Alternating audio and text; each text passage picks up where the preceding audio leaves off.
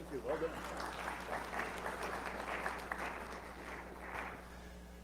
Thank you very much. You notice I had a little issues running a Mac because I haven't really done that many presentations using my Mac. And am I using this? Yes. And until I got infected. And that was, all of us get infected all the time, right? So 2 years ago, a guy who's helping find work in the security business, local guy, hey, Richard, help me get connected to some of these companies. I reach out and I help him a little bit. And then about a month later, right after I'd written about some pharmacy site stuff, I get a link from him, just from his Gmail address. And the only thing in his email is a link, and it leads to a Google document. So I figured, okay, click on it. I could tell it was a pharma site. I thought he was sending it to me because it was some cool new pharma site. Nothing cool about it, other than the fact that after that, my computer started displaying some odd behavior. So, of course, I run, as we all do, all the different anti-malware you got and check it out, and nothing finds anything except my firewall's telling me that I'm beaconing back to China and Russia constantly. And I gave the AV vendors about 3 months to fix it and kept installing their updates, never fixed it. So I got sick of it. Switched to, wiped the machine, switched to Ubuntu, and I'm a happy camper. Until my wife got a Mac, and then I got Mac envy, and now I have a Mac. And I feel so smug that I have a Mac. And before, I never gave up on PCs because I had to live the life of the rest of us in the world, and lived with that.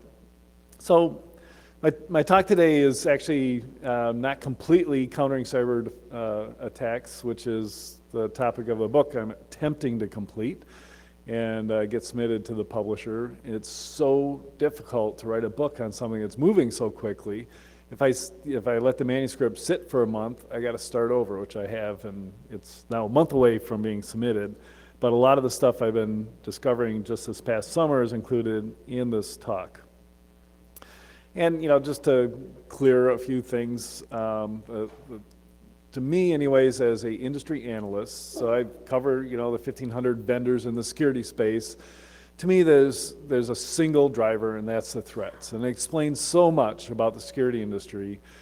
Every single time there's an acquisition in this space, the journalist reporting on it says another sign that the industry is consolidating, because, oh my gosh, Symantec bought somebody. Well, Symantec always buys people, and McAfee always buys people, and what is changing on the acquisition side is different companies are getting into security. So you got Dell and Intel buying into security. You got Boeing and a bunch of defense contractors starting to buy into it. But the industry won't consolidate, and it can't consolidate because the driver is change, and the change is the threats. So unlike ERP or CRM or any other industry, eventually it matures. Eventually there's 3 or 4 big players with a leader dominant, and it's usually IBM or Oracle, et cetera.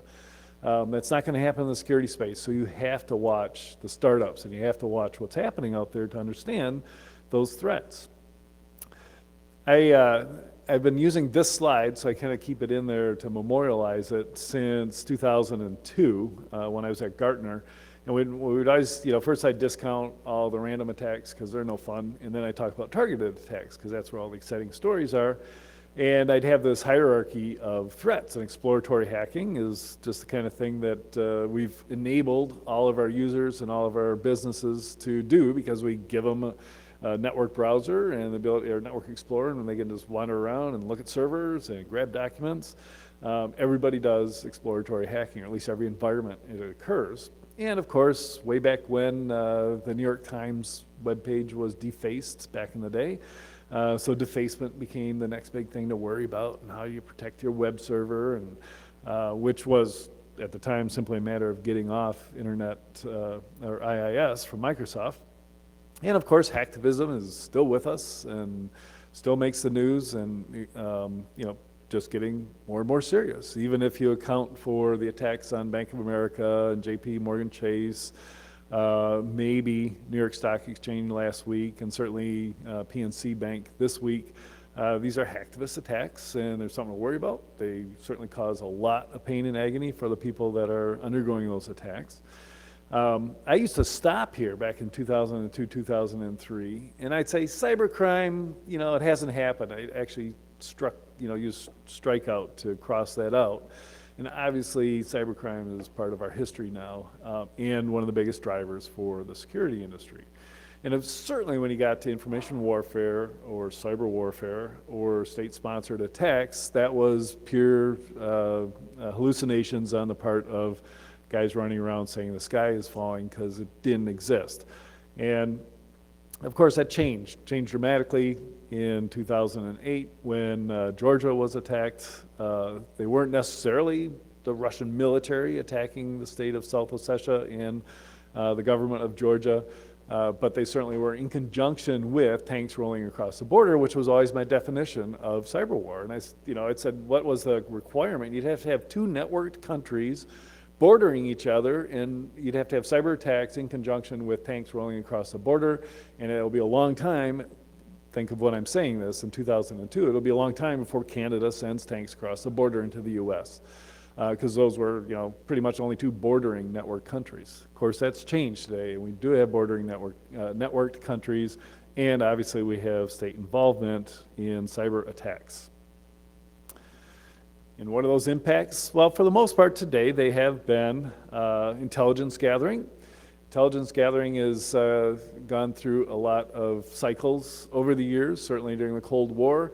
We had a lot of embedded agents in the Soviet Union and vice versa, and all over the world. And it was a really, really big business. And post the dissolution of the Soviet Union, CIA's budget was cut back. It was really dangerous to deploy people, and a lot harder when you've got to train people in Mideastern languages in order to embed them somewhere. So we stepped back from it. Everybody stepped back from it.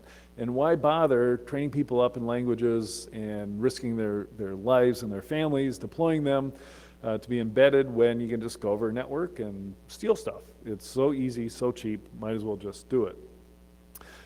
Infiltration comes in a couple different ways, but not just for stealing data, but just having a presence and having a foothold in the adversary or the target's environment, though that actually takes a physical step too, because there are cases of infiltrated agents who are there to assist in cyber espionage. So they're no longer opening up file cabinets late at night and taking pictures with their micro cameras.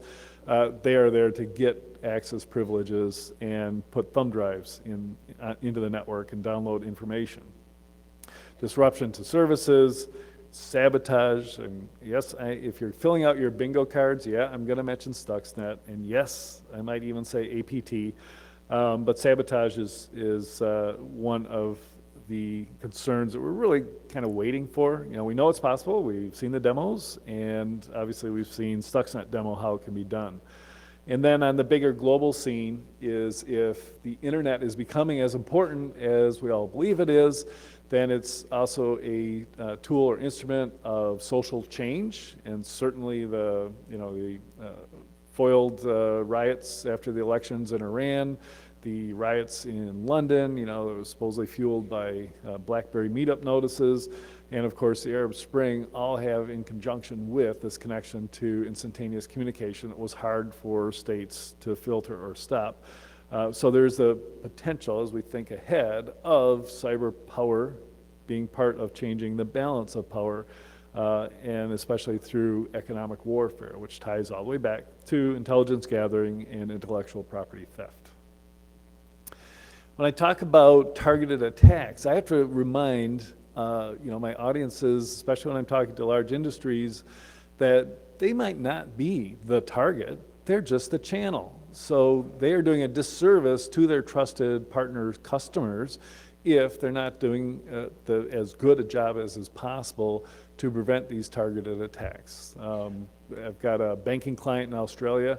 They're very, very concerned that they could be the channel for attackers to their earth resource companies, all the huge mining companies in Australia, who might target just information about their money flow, or might just want to use that trust relationship they have with the bank to infiltrate their organizations. And a great example from just 2 years ago when the NASDAQ director's desk was infected with, basically drive-by malware was put on the landing page for the director's desk. Well, who uses the director's desk? The press was reporting, oh, NASDAQ's been attacked. No, the boards of directors, the actual members of those boards who use Director's Desk for storing documents. You know, it's kind of a secure Dropbox, probably not very secure in itself, but there you have it.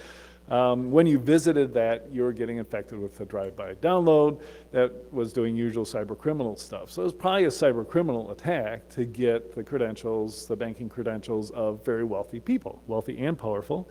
Maybe it was going a little further because those guys would know a little bit about their M&A activity and could give some very clever cyber criminals ideas on pump and dump schemes.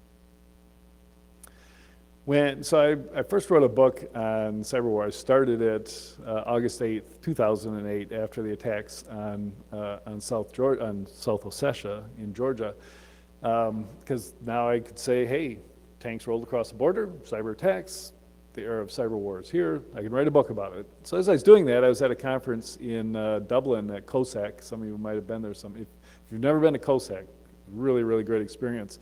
3-day residential conference where you live together and eat together and talk together, and very controversial and confrontational audiences. So if you start saying something they disagree with, man, they'll shut you down. So you have to really be prepared.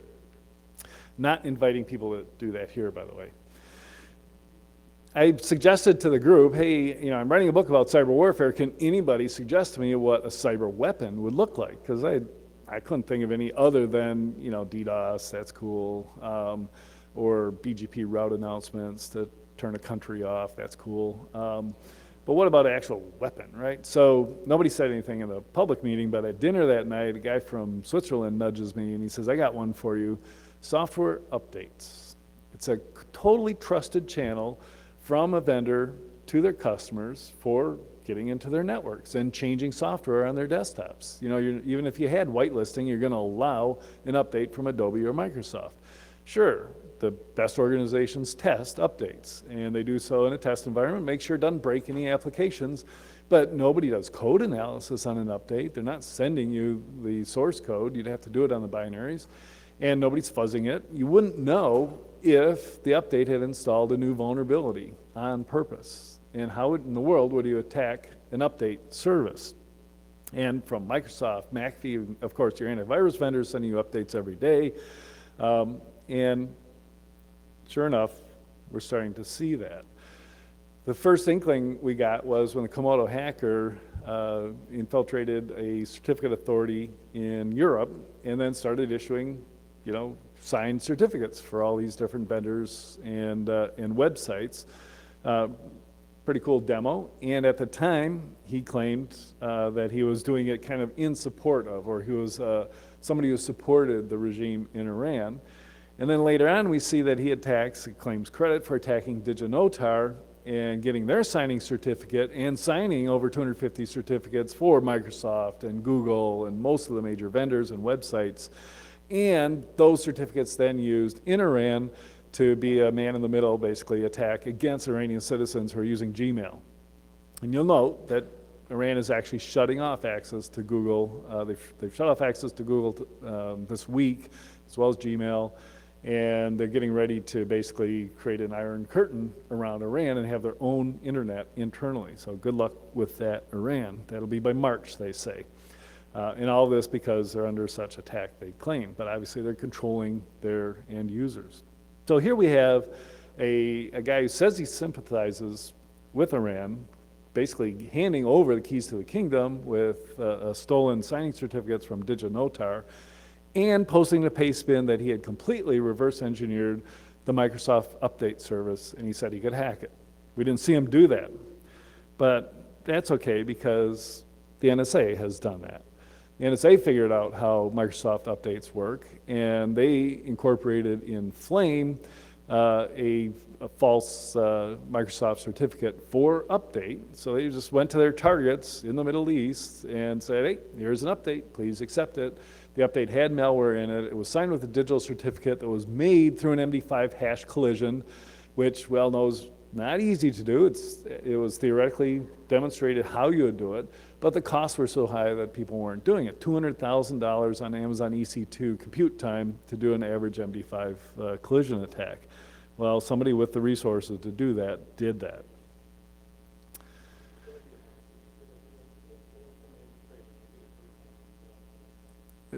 Adobe announced yesterday that somebody was infiltrating them and did the code signing on their products. Perfect. There you go. Predictions come true. Real time.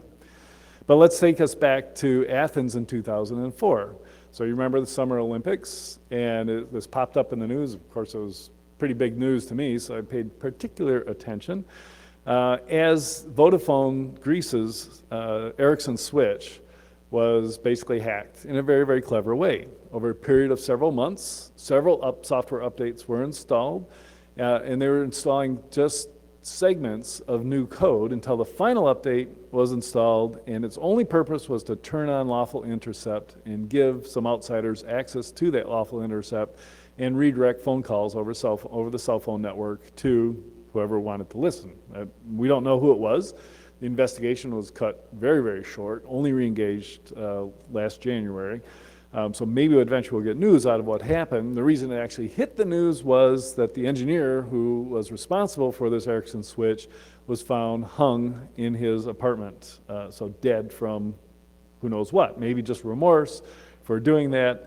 And it also turns out that the Ericsson switch software is all developed in Athens. So they just had this confluence of, we had the experts there, they had an insider evidently, and of course, you know, where there's sporting, there's betting, there's going to be organized crime. And it certainly has all the hallmarks of that. But a great example of how software updates can be used. So I don't know if anybody else this week has talked about Stuxnet, but just a couple points. So, you know, remember Stuxnet, probably USB born. We definitely know it was targeting the uranium centrifuges in Natanz. Targeted Siemens software, used 4 zero-day vulnerabilities. So that alone is expensive, right? Those are valuable things if you got them. Very expensive to discover them yourself. Use the vulnerabilities to find the workstations that were running step 7. Once they found them, they install a DLL rootkit that would just sit there and pass everything through to the regular DLL until it saw a particular format, a particular block of data, and then it would modify them to actually change the speed at which the centrifuges were going. One interesting thing about Stuxnet was its size. Everybody was marveling at how big this piece of software was. I'll get back to that actually on my last slide, but keep that in mind. Stuxnet was very, very large. Stuxnet was very successful. It actually succeeded in its goal of slowing down Iran's ability to refine uranium into maybe weapons-grade uranium. We are at 130 days and counting since one of the most important events, I think game-changing, and for me, a demarcation point in the history of cyber, if we want to call it that. I actually have some.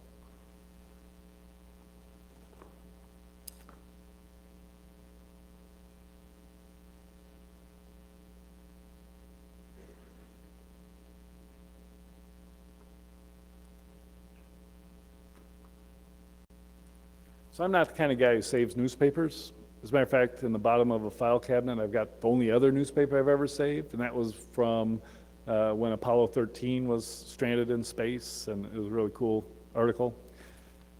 But I have saved this one, the New York Times of June 1st, 2012, when Paul Sanger basically reveals that the Obama administration was the guys behind Stuxnet and Flame. So, and probably, according to Kaspersky Labs and reports from the Washington Post, probably Dooku and Gauss as well. All of a sudden, a super secret program is totally revealed by the guys who evidently wrote it. You gotta, of course, whenever you're dealing with intelligence matters, you gotta step back and say, okay, is it true? Did the US really write it? Or did they just pull the wool over, you know, this award-winning journalist in the New York Times? Take it on face value. He provided enough corroborating evidence, stories from White House insiders who say the Situation Room conference table, which we all know because we watched West Wing, was littered with parts from destroyed centrifuges from Idaho National Labs where they'd done the tests. It was so secret they had spread the tests out over multiple research labs so the guys in the labs wouldn't know exactly what was going on, though I'm sure they suspected after they heard about Stuxnet. The repercussions from not only demonstrating Stuxnet in the first place. Hey, you can use these attacks to do physical damage, but then to come back and claim credit for it, as the U.S. government has in their usual surreptitious way. You know, they leaked the information, and the FBI is investigating the leak, but notice that they haven't subpoenaed anybody, and there's been no action on it because it came from the executive office. So what's the point in thumbing your nose at Iran like that, which they obviously have? In my mind, and mind you, in all my writing, all my books, I've never said, oh my God, Cybergeddon is coming, the end of the world is coming, but I now feel convinced that it would be really, really logical, and certainly within the realm of the definitions of the laws of war, for Iran to retaliate against an attributed source with, you know, a measured response, which is the terminology they use, right? So taking out a building with an airplane would not be a measured response, but certainly attacking a control system in the West or the United States would be a measured response. So why should the enterprise care? Because obviously, unless we're from the government, none of us, or critical infrastructure, most of us aren't involved in these types of things. But if Google, the Pentagon, so Google Aurora, the Pentagon attacks against that own their email servers for an undetermined amount of time, at least 6 months in 2007. The attacks against Rio Tinto, a large mining organization in Australia that basically owned them. The attacks against Sony that owned them. The attacks against RSA. RSA is another great example of them not being the target. So it was China, according to General Keith Alexander. China attacked RSA. China stole the Secure ID seeds. They didn't just want the Secure ID seeds, they were after Lockheed, and they attempted to use those within 2 weeks to get into Lockheed. So if they can be breached, how can the enterprise first defend themselves? But most of them that I talk to are saying, well, we're not Google, we're not the Pentagon, we're not Rio Tinto. You know, we're a medical facility in Grand Rapids. Why should we care? So there are some reasons that you should care. The retaliation risk. So if Iran attacks, or any other organization that takes it into their mind, decides to use Stuxnet-like attacks against our critical infrastructure, our control systems, there will be an impact on your business. Not one that you can do anything about in the first place, but you maybe want to look at your power backup systems and get yourself a nice big diesel generator for power supply. And then individually, you might want to worry about water. I'm shocked to discover that especially people inside Washington, D.C. are hoarding cash, physical cash, in their houses because they're all kind of thinking something could happen. There's the risk from collateral damage, and not the traditional collateral damage or even the collateral damage that the U.S. faced during these attacks on Georgia in 2008. So you probably heard the story. There was a hosting provider in Atlanta, Georgia. It gets a little confusing, state versus country. But she happened to be in the capital of Georgia, the country, when the attacks were occurring. And they're basically DDoS attacks and people taking out the pipes into Georgia coming from Turkey. She said, hey, I got a great idea. Just reset your DNS to point to us at our hosting provider in Atlanta, Georgia, the state. Well, they did that, and they got 60,000 page requests a second to that website in their hosting environment, and took out all of their several thousand customers' ability to serve up web pages. So that was an example of collateral damage. But what I'm worried about is, for instance, a case that it seems to be fairly probable as Israel is, clashing their spears and kind of getting the world ready for a preemptive attack against Iran's nuclear capability. A document was leaked out of the Israeli cabinet that states very clearly in the first paragraph that any such attack would be preceded by what they use the word massive cyber attack against Iran's infrastructure. And if so, it would be targeting their communications and their power and their electrical and their water facilities. In order to do a massive attack, you got to have a lot of release points, and you got to get it out there quickly, and you might not have enough time to do the testing to make sure that it stays in Iran. In other words, there will be collateral fallout from that, cyber fallout, I guess you could call it. It's probably not on your bingo cards, but you can add it in. And if so, we could have concerns for ourselves when that happens. And of course, the adaptation by cyber criminals, and yes, we are seeing Stuxnet code reused for attacks for cyber criminals. So there's 3 areas of concern if you're the enterprise. So in my travels, especially this summer, I've actually, I've been talking about reorganizing for cyber defense now for a year and a half. And I'm actually encountering organizations that were way ahead of me, have already done this. They're looking at me like, hey, where were you? We've been doing this for years. Only because they've been on the pointy end of the stick. They've seen these attacks and their traditional IT operations that were handling, patching and vulnerability testing and pen testing and antivirus and monitoring your IDS logs. Not enough, not working. They have to do something else. In 1995, the term CISO was coined by Citigroup. So that was the very first Chief Information Security Officer was Steve Katz. And of course, the US government has assigned a cyber commander. And I see in the news today that one of the top intel guy in the US Cyber Command is saying we need a lot more resources. We're going to expand US Cyber Command. It was already pretty dang big. It's getting bigger. I'm a big proponent of assigning responsibility, and that's exactly what Citigroup did. I remember meeting with John Thomas, the CEO of Symantec at the time. His first day on the job, he went home, and all of a sudden he got a call that they've just had this massive attack, and their systems are down, and the viruses are running all over the place, and he said, well, who's in charge of security? There wasn't anybody at Symantec in charge of security in 2002. That was on a weekend. By Monday morning, there was a CISO at Symantec. You have to assign responsibility. This is going to be the person whose job depends on preventing targeted attacks. And I call that the cyber commander. You can call it the director of your SOC, or you could just take the whole team that currently is labeled the computer emergency response team and fold them into this operation. But they've got some new responsibilities.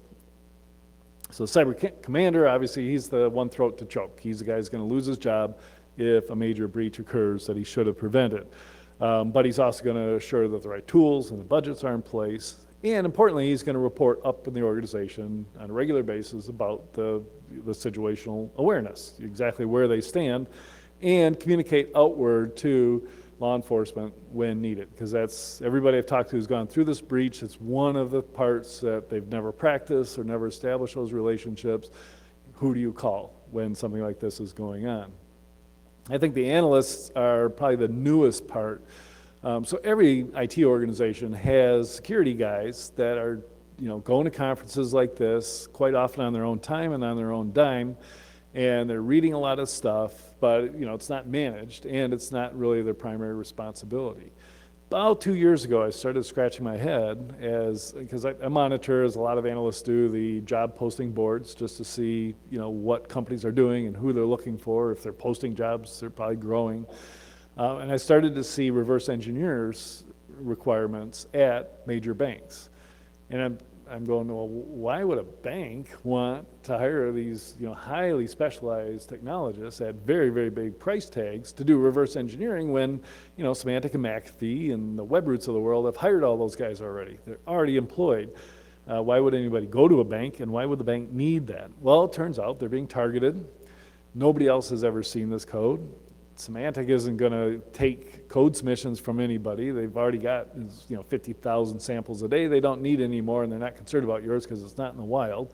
It's not going to attack anybody else. So there's no benefit to them to write a signature for your code.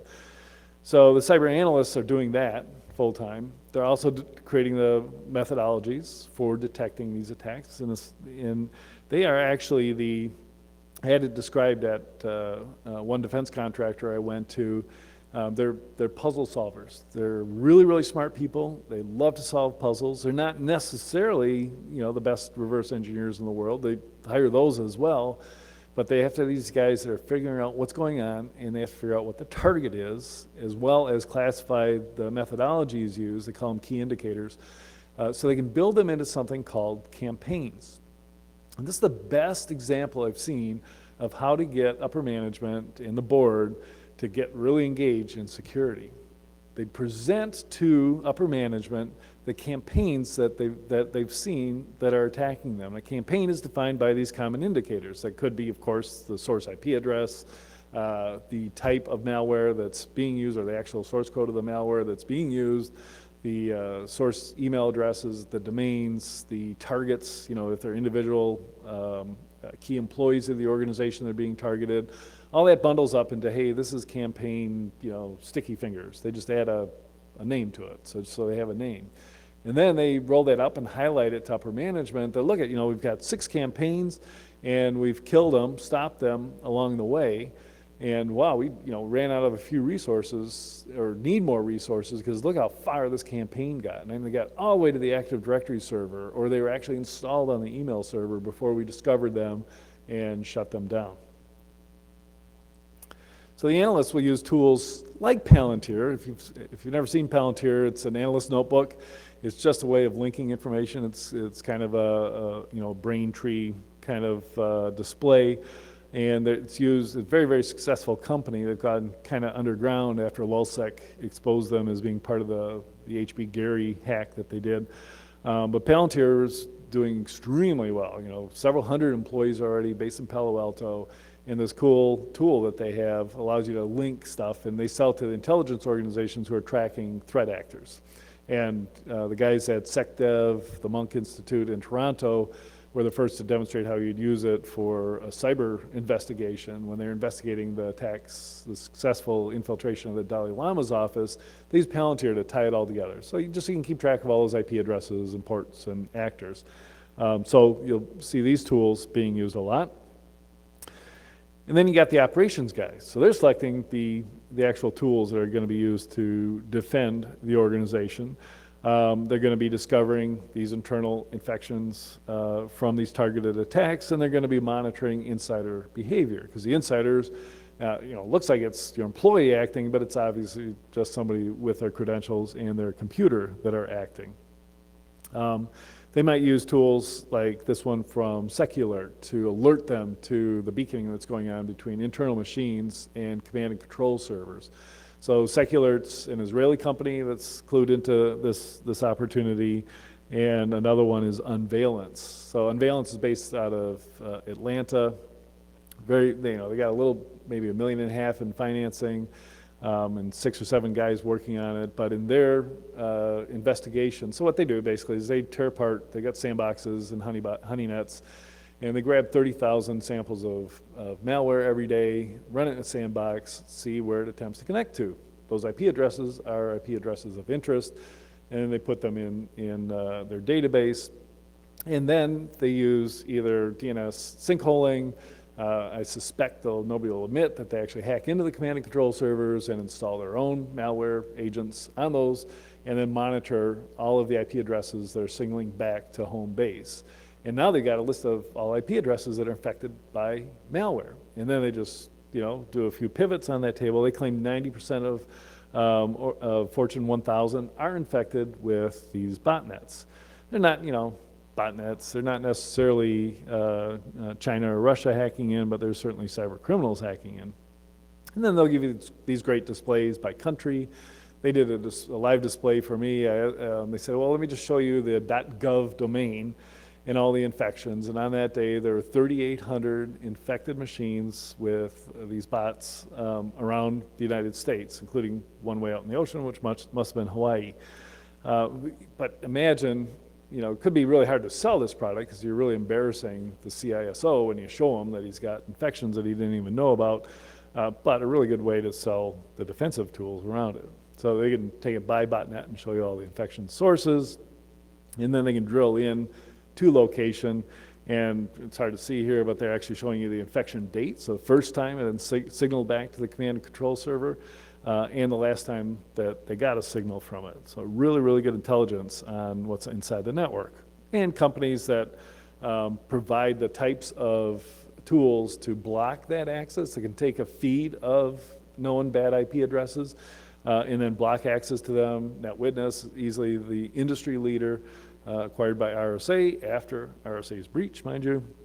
Damballa, something like that, though they focus a lot on DNS entries. Solera is essentially a network flight recorder that's recording all information, but you're able to drill down into it and look for those IP addresses. Guidance does that on the endpoint. And Trend Microsystems is rolling out this really cool set of products that are basically your own sandbox. So you can have a sandbox in the wire, similar to a FireEye, where they're tearing apart the code as it comes in, or you can have a sandbox server, and you basically put the plumbing in place to connect everything to it. So all your email servers send suspicious samples to it, figure out what it is. They can tell you those destination IP addresses, as a matter of fact. And finally, you've got the red team. So this is different from your attack and penetration team. You either outsource to your PwCs of the world or the guys you use internally. These guys are looking at the projects and the products that you are rolling out, and they're looking at your business processes. And they do something I call business process hacking, something that usually only an insider would be aware of. The kind of stuff when I was at PwC that we do, we go on site, and after 3 or 4 days, either we discovered or the inside IT administrators just told us about some of the vulnerabilities in their systems because they're so frustrated nobody does anything about them. They know that when PwC says do something about it, they'll do it. But that's when you discover how the business works and how you can subjugate that business to make money or disturb the business. And this is what the real internal red team should do. I've seen a bank do this against the SWIFT payment network. They quickly discovered that SWIFT terminals are used for wire transfers everywhere in the world except Michigan. I'm just going to pick on Michigan because I cannot transfer money over SWIFT for some reason. Maybe a good thing because the SWIFT terminals are client-side authentication. So all you have to do is send the correct packets to the IBM MQ series server that says you're authenticated, and you are authenticated. These guys managed to transfer $1 million into their own account in 1 day of attack. And then if you haven't been exposed to this, I highly recommend you download Lockheed Martin's white paper on the cyber kill chain. I'm loving this. I know it's buzzwords, but I'm loving this as a methodology to help you switch from the thing I like to criticize a lot, which is risk-based management. I'm not a big proponent of finding all your assets, classifying all the assets as critical, not critical. Why do we even have this here? It's like what IT guy is going to say, hey, my asset's not critical, so fire me and get rid of the asset. Doesn't happen. Risk management is almost impossible to accomplish. Threat-based management is possible because you're fighting an adversary. This is how Lockheed Martin is looking at it. So they'll take what we think of as a traditional anatomy of an attack. We used to call it footprint analysis first. They call it reconnaissance. And the reconnaissance is getting very, very sophisticated, as we saw in the Google Aurora attacks, where the reconnaissance included figuring out key employees that probably have access credentials to the stuff that they wanted, which was access to people's Gmail accounts. They just stumbled across the source code and stole all of Google's source code as a benefit. But the reconnaissance included finding the friends of those people on Facebook and then friending them and eventually infecting the friends of friends with malware that would post links to Facebook, which the guys at Google would click on and get in the door that way. But other reconnaissance is, hey, we've identified this key individual, we've got his LinkedIn profile, we're following him on Twitter, and he's attending GrrCON in Grand Rapids. So let's send him, some document about the event. And of course, we're going to weaponize that document that we send them. And that's the next stage, is the weaponization.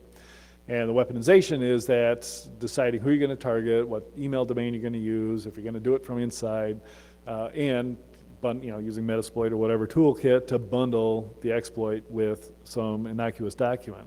The delivery is sending it by email, USB token, getting somebody a link on a page. The exploitation opens up the machine, drops the remote access Trojan, and then starts communicating with the command and control server to install the rest of the components. And finally, the actions on objectives, so the actual exfiltration of the information they want, or changing credentials in the Active Directory server, stealing all the credentials for the encryption that are just there in clear text in the Active Directory server, any of that good stuff, actions on objectives. Each of those steps in the attack methodology, they call it the cyber kill chain, is an opportunity to deploy one of the 6 Ds, which I'm not a military guy, so I still have to read them: detect, deny, disrupt, degrade, deceive, or destroy. And obviously detection is, there are a lot of tools that you can have to help you detect each step of the way, but most people don't actually monitor their web logs to see when they're being scanned or reconnoitered, or if there's some suspicious behavior. Before a DDoS attack, somebody's got to figure out which one of your web pages causes the most stress on the back end database, the SQL server on the back end. So they're going to go through all your pages, not following the same logical order of clicking, down the tree, finding information, but they're going to go, hey, wow, that generates a map. That makes a call to the database server and creates, a special shopping cart page. They're going to look for those pages and identify those to load into LOIC or whatever attack tool they have. So you might get some forewarning. Now, mind you, PNC Bank could have gotten forewarning by reading Pastebin and the news articles about it. But watching your web stuff can be valuable. And then you get to deny the attacks. Maybe if they're dumb enough not to use proxies, you actually know the IP address that they're going to attack from. Who knows? Or you can put ACLs in the routers and switches.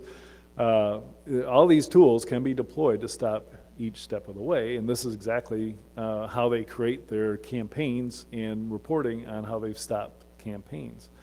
So that's the cyber kill chain, and that's as far as I've got in my investigations of what people are doing in order to reorganize to counter targeted attacks. You'll note that the cyber kill chain is APTs, right? These are exactly how RSA's attack, Lockheed's attack. They all see this. It always follows the same format, which of course means that there'll soon be another format. And remember I said, how the notable thing about Stuxnet was how big it was? Well, there wasn't the normal command and control communication with Stuxnet. Evidently there was a command and control server for Flame, and evidently they did get feedback from Stuxnet on its progress. We don't know how they did that. It's got to be fairly sophisticated. They could have had an embedded agent, but Stuxnet was so big because it had to run autonomously. And that was the definition for me of a true cyber weapon, is once it's installed, it does what it has to do. And so it's going to be expensive to develop. You don't get this opportunity to take it a step at a time. Get an infected machine, cast your net widely, you only catch 2 guys, work with that. You've got to design something, just like a remote satellite going to Mars. It's got to work without hands-on control. The attackers will continuously upgrade their methodologies. The cyber kill chain is a published paper. Why not step around it somehow? The defenders must continue to upgrade as well. I think we have time for a couple questions if anybody wants to shout them out, I guess. No microphones? And my contact details if you want to get a hold of me. Nobody yelled bingo. I must have missed something.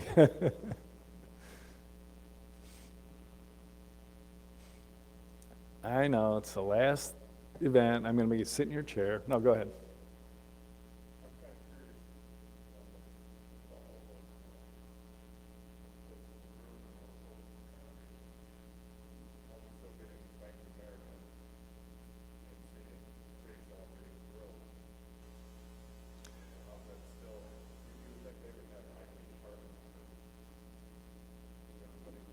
Yeah, so the question was, pondering why Bank of America's and PNC's still getting successfully attacked after all this expertise is represented in the room and in each of these organizations.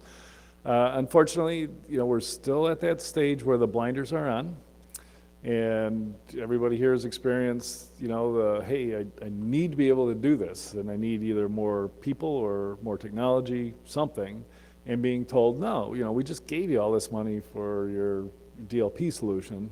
We don't believe you anymore because we haven't been attacked. And we're still fighting that. My frustration is, why don't they just read my blog? I will tell them what's going to happen to them. If they just read it and reacted, but of course there are lots of people like me doing the exact same thing. And I'm just used to it. I've got full-time employment. I'll just keep, but I've stopped telling people to patch. I learned my lesson a long time ago. It's like, that's not possible, so shut up about it. But, you can do the, DDoS defense. That's one thing, when I talk to, I have two perplexing vendor segments. The DDoS defense guys, so, Arbor and Prolexic on the service side and GrrCON on the appliance side as well. And they're like, hey, everyone is a potential target, so everyone should be a customer, and they're not. Very, very low revenue relative to the rest of the industry.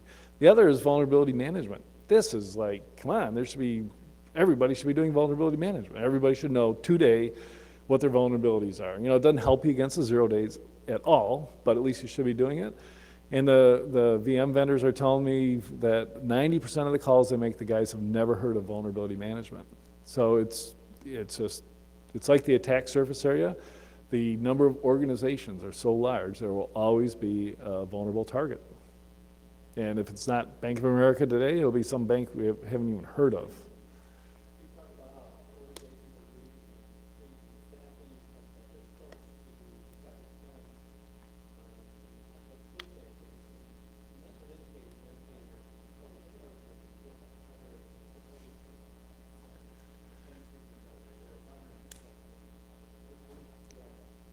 Cool. The question is, what about federated information sources? So for banks to work together or government to work with banks.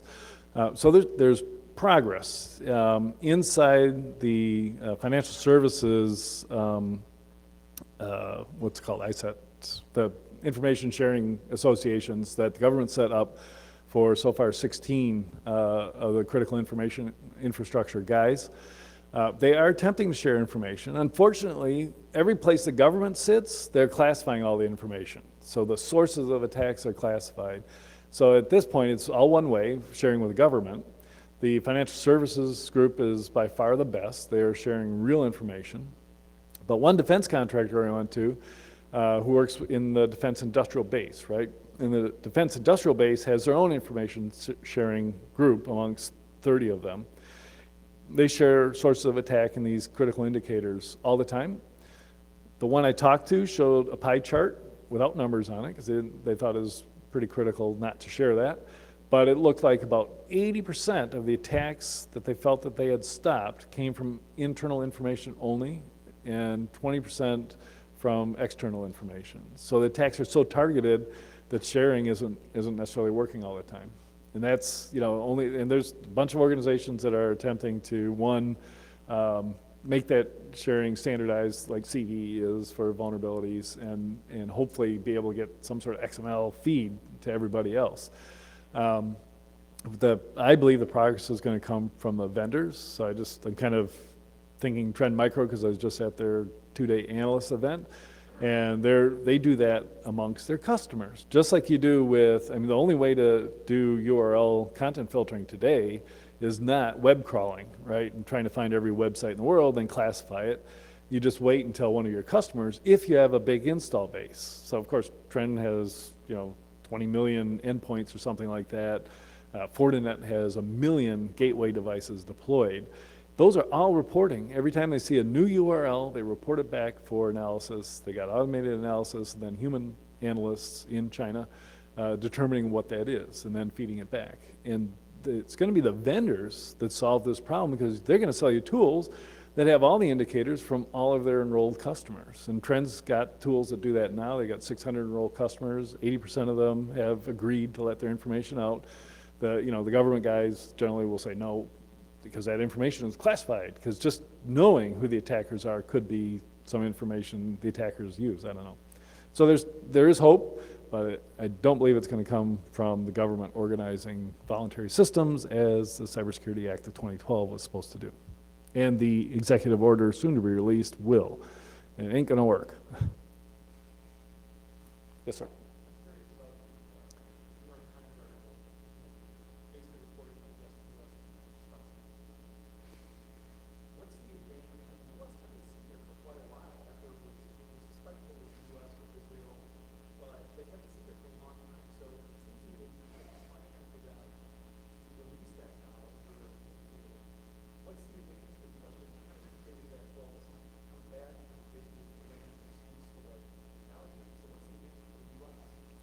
Great question. What is the advantage to the U.S. for leaking the fact that they're responsible for Stuxnet?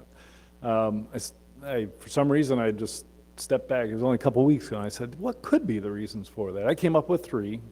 I ran them past Marcus Random because I know he'll tell me something bullshit if it's bullshit, and he said they're all bullshit. But the three were, first of all, the one that's been voiced in the press. You know, it's just a politics move to improve the president's, the perception of the president as a great leader, right? Maybe. Another one I thought is, okay, you couldn't make that claim if it weren't true, right? Because the real guys would go, ha ha, and the intelligence community, the spy world would know that you were lying. So you really wouldn't want to do that unless Israel were behind it and the US was taking the heat for Israel. So that's another, just throwing it out there, no idea. And thirdly, now this is the tinfoil hat conspiracy theory version. There is a movement for regulating our critical infrastructure. So there's this evident desire to impose a whole bunch of cyber regulations on oil and gas, electrical grid, all the rest. Well, we all know, Rahm Emanuel said, never let a good crisis go to waste. So we actually need a cyber Katrina in order for the government to react. We need a 9/11 in order for the Patriot Act to be passed. So after the attack against critical infrastructure, then they'll be able to instantly get everybody in Congress voting for some sort of cyber regulation that will be really onerous and, of course, totally useless and not effective, but they'll have what they want, which is another regulatory regime that costs a lot of money and a lot of lobbying and all the rest. So how to induce that? Thumb your nose at Iran. Not only did you really hurt them and really embarrass them in the spy world, now you've just taken it to the international stage, and of course the street gets access to the papers, through proxy servers, so they know it too, so you've really, really embarrassed them, they force them to do something about it, and that something would be a physical attack. My three theories, I don't know. Thank you. All right, you're excused, I'll be up here.